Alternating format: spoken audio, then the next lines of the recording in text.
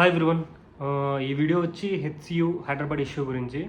So ఈ HCU issue student versus government ఎందుకు అయింది, అలాగే గవర్నమెంట్ ఏమంటుంది, అపోజిషన్స్ ఏమంటున్నాయి, సో ఈ వీడియోలో డీటెయిల్గా తెలుసుకుందాం. HCU university of Hyderabad, actually దీన్ని లంగ్స్ ఆఫ్ హైదరాబాద్ అని కూడా అంటారు.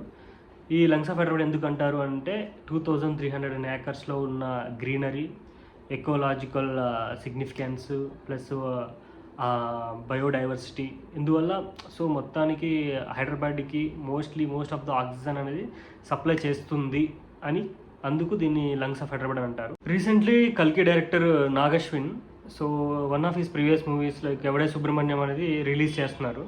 ఆ రిలీజ్ ప్రెస్ మీట్ అప్పుడు ఒక విలేకరు అడిగారు అనమాట, ఒక పోస్ట్ పెట్టి వెంటనే ఎందుకు డిలీట్ చేశారు అంటే అది ఈ 400 acres గురించి అనమాట.